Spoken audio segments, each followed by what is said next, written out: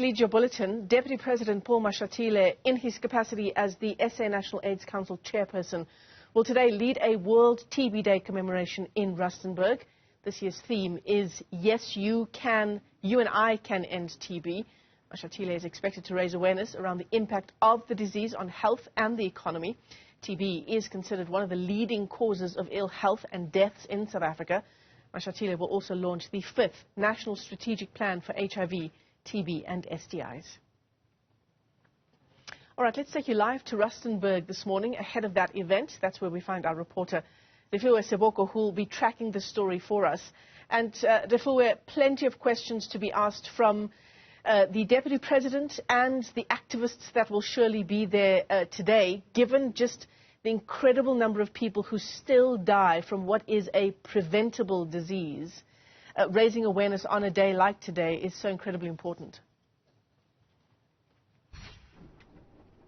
Most definitely, Michelle. I think, like you say, plenty of questions also on how they are planning on encouraging, because they have a challenge of TB patients that are not completing their treatment, also a challenge of what they call missing patients amongst others, and also the rising number of people who are dying as a result of TB. And this is why we'll be seeing Deputy President Paul Mashatile, who will be leading this World TB Day today, together with the Minister of Health, Joe Phatla, and we're also expecting MEC of Health in the Northwest Province, Madoda Sambata, to form part of this commemoration. And you'll understand that as we are here in Rustenburg, one of the things that they will be looking into, Rustenburg being a mining area, and also looking at how the Department of Health, together with government as a whole, will be leading in terms of making sure that patients of TB, they complete their treatment. Those that are missing, they are able to track them down.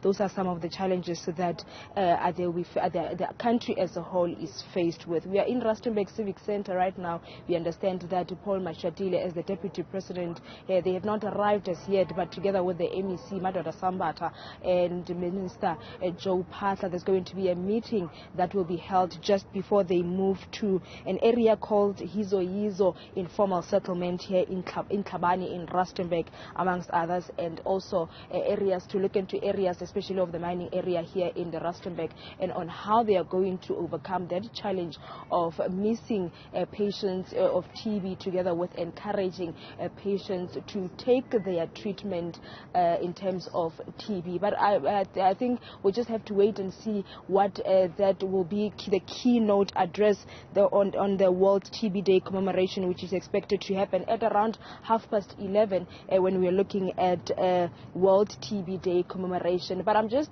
seeing Mr. Sam Bupape. He's here. I'm going to ask him to come and join us to tell us more rather about the commemoration of the World TB Day. Thank you so much and welcome to Newzroom Africa. Let's talk about today, the commemoration of World TB Day. Why is it important to have a day like this? Yes, and I'm not Mr. Sembu Pape. Apologies for that. Apologies for that. It's a very important day because we commemorate an epidemic which is responsible for the deaths of many people, globally more than 1 million. In South Africa, it's more than, in a year, 50,000 people who die attributable to TB. So on this day, we try and assess how the country is doing. In other words, how are we responding to the epidemic? And it's an opportunity to inform the people about how serious this epidemic is and ensure that they can take precautions, we can prevent it. And there are two ways of preventing it, of course. The first thing is that for those who are not infected themselves, especially in public places, they need to make sure that proper ventilation, where windows are opened when they are in cramped spaces, very much similar to COVID kind of a situation. But also, one way of preventing is to ensure that everyone who is infected is actually treated and treated successfully. Because the moment people are put on treatment, they cannot infect other people. They protect themselves and they also protect others.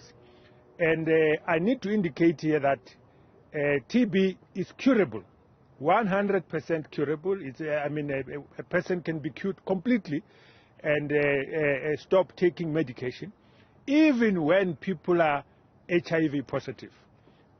And when we look at the challenge of patients of TB not completing their treatment and also missing patients, how is that supposed to be resolved?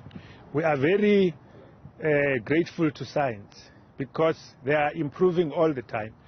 The old regimen of TB, I can tell you, many of the people who went through it says it was horrible. You had to take many tablets, and for a very long time, for as long as 6 months. And you know what happens when people are on so many drugs.